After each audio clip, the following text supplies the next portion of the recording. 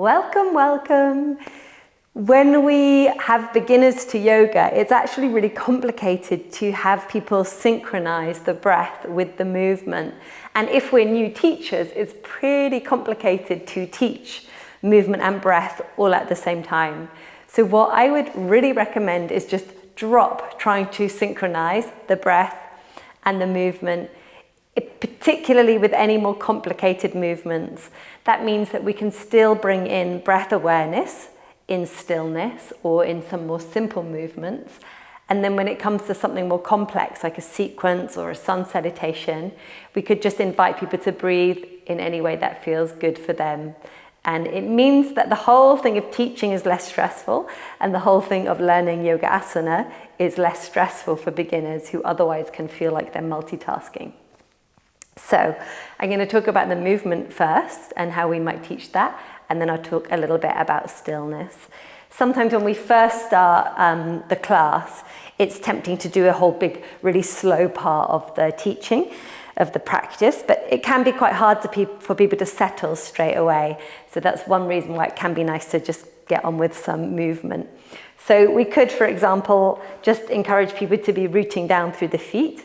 Come and join in. We're going to be moving for like 5 minutes or so now.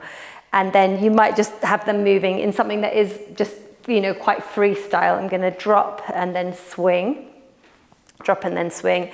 And then instead of giving specific breathing instructions, I could just invite someone to notice where they feel the natural breath coming and going. So you're affirming that they know how to breathe already. They've been doing it all their lives. They're probably pretty expert at it. And we could then just say, it might feel that you want to move with your breath. So inhale, spin one way, exhale, spin the other way, or whatever it is. And then we could start to invite people to notice if it's comfortable to breathe a little bit lower and a little bit wider through the body. And then we could even invite some touch to that. So we could have the hands onto the lower ribs, for example, onto the side ribs. And we could invite people to notice, can you feel your breath out to the side of the body? And perhaps even take a rounded spine and feel the breath into the back of the body and the back of the lungs. And this is because when we breathe low and get the diaphragm moving, and when we breathe into the back body, these both are ways of stimulating the parasympathetic nervous system. So rest, digest, improving our digestion, getting our bellies working, and calming the nervous system, so shifting those feelings of anxiety. So that might be one way to do it. And then this rounded spine position could lend itself to a cat-cow. So we could round and inhale into the back, so what you might think of as the wrong way of doing the breath. And then we could come forward for the exhale. Inhale, because you feel like there's more space in the back for that breath. Exhale forward, and then we could switch it up, so coming into what we think of as more like the yoga breathing, if you like. So inhale into the chest and exhale to round. We could be doing this from tabletop, something like that, but of course for some people this is already more problematic because of knees or ankles or whatever, so standing can be a good option. So a simple cat-cow.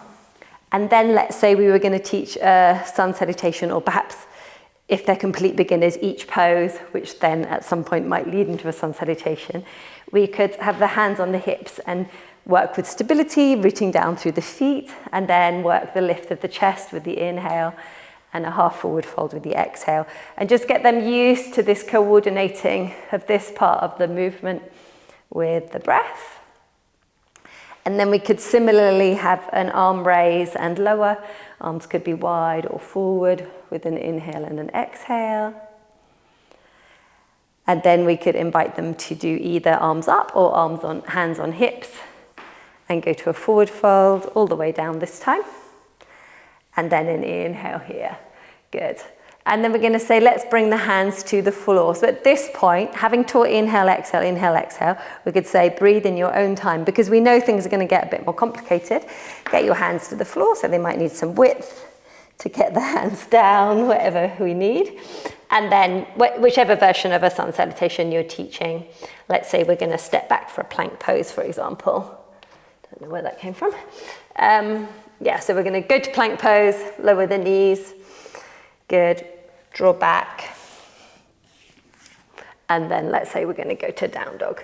Yeah, so a little bit of a more complicated sequence. Beginner's kind of sun salutation variation. And then we're going to step one leg forward. This is again a little bit new. You've maybe demonstrated it first. And then we're going to lift up. So then if we were holding for a little while, we could say, raise the arms if you've got your balance, take a few breaths in and out. So again, you can refer back to breath awareness, but without needing to be super, super specific how they're breathing. Let's say we then go to down dog, then we step the other leg, same thing, come up if you're steady, find your own breath, good. And then we could say we're gonna go to down dog. Lovely, and now we're going to bring the feet towards the hands towards the feet, whatever transition you're taking. Good, bend your knees, relax down. Let's see if it's comfortable to roll up along the spine, something like that. Standing tall, breathing in and out in your own time. So you come back to breath awareness, and then you could teach the whole thing again, inhalation, exhalation, but not need to add in the breath with every single movement in those complex sequences. Then let's say we're going to go into a triangle pose or a side angle pose of some sort. I'm going to give a simple side reach. So I'm going to have the hand on the leg. I'm going to offer reaching up and over. And now I could introduce this idea, this feeling, this concept and sensation of the breath on this side, because that's where we're going to feel it more. So mindfulness of breath rather than a specific breath pattern. And again, inviting the breath low and into the side body, which we know is really good for the parasympathetic nervous system. And then the other side, so root down through the feet, inhale to reach high, exhale to come across, good. And find your breath here, smooth breath, coming and going in and out. So again, don't worry if you're not so familiar with which way should you be teaching the breathing. You really can't get it wrong. It's not going to hurt anyone if they breathe differently. But generally speaking, any lift or reach or expansion would be the in-breath, and any lowering or closing pattern would be the out-breath. So this would be the in-breath, this would be the out-breath. Lovely. And then that would be the same principles if we went into triangle pose. So I wouldn't bother saying inhale, exhale as you step the feet apart. I would just describe, let's step the feet apart, describe how to get the legs, root down through the legs, and then offer the in-breath to expand. I wasn't sure if I was saying expand or extend. Out to the fingertips, or up, whichever version you're doing. Good, and then exhale, lengthening towards the leg, turning the chest. And now again, I just personally wouldn't then coach people all the way through the breath. I find it quite stressful when people start counting at me or telling me exactly how to breathe. So personally, I would then just let people, give some other cues about perhaps rooting down or feeling length through the spine or something like that without cueing every breath. Good. And then we might say, lift the chest, push through the feet, take an in-breath to come up. Exhale to lower the arms. So that it's punctuated with breath awareness rather than being this continuous breath awareness the whole way through. So an inhalation, whichever version you're doing, to reach up or open up. An exhalation to lengthen over, turning to lift the chest.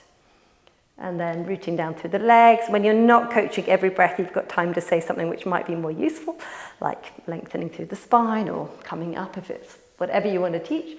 Good. And then inhale to come up. Exhale to lower the arms. And then I would drop the breath coaching, turn the feet forward, step the feet together.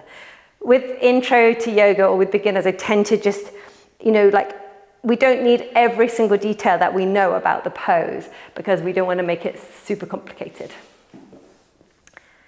Breath in stillness. So skipping on from how we introduce the breath in movement, when it comes to stillness, what we find is that often if people's body's not super mobile, when they're sitting, they might be not really in the best position for breath work. So if they've gotten into the kind of rhythm and they seem to be getting a bit relaxed, we can offer that they come to lying instead and maybe have like a little pillow for their head, like a cushion or bolster or blanket, whatever you've got, which I haven't brought with me. But let's say we come to lying. And then we're going to have the shoulder blades tucked under a little bit, have them find a way to get comfortable, ideally. So you might want them doing a little bit of rocking first of all, or something that helps their back relax. And then just invite them to notice the contact of the body and the ground. And what we can do is imagine that we're inhaling again into the back body, down into the ground. And we might almost want to imagine that that in-breath is lifting into the body from the earth. So taking an inhalation, notice where you feel the breath in your body. You might feel it up in your chest, you might feel it a little lower. Just notice what moves in the body and what doesn't. And then if it feels comfortable, invite the breath a little bit lower through the body. Maybe you can feel some movement around the rib cage, perhaps even in the lower ribs. And start to visualize or imagine that lower rib cage area just broadening out a little bit more. I always imagine like a concertina, like an instrument going wide and narrow. If you notice your breath just more in the chest, that's totally fine. Try to not panic or try and change anything too quickly. Over time, these breathing patterns will change anyway with the practice. Let your jaw and your tongue stay soft, let your eyes stay soft. And then gradually start to imagine that as you inhale, your back body connects more to the ground and you're inhaling down to the earth. And as you exhale, it's as if you feel the support from the earth lifting up into the back of your body. Feeling this reciprocal relationship between your body touching the ground and the ground lifting up to meet your body.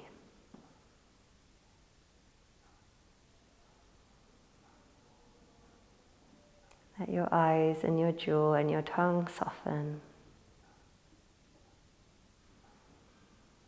And simply inquire, is there any more ease available in this very moment? Good. I'm going to leave you here for today, so take longer to soften and settle if you joined in with that. And I hope that's really helpful. Just be reassured that there's no perfect way to teach the breathing. There's lots of techniques that work. And you do not need to be coordinating every single movement with the breath in order for it to be yoga. Enjoy your day.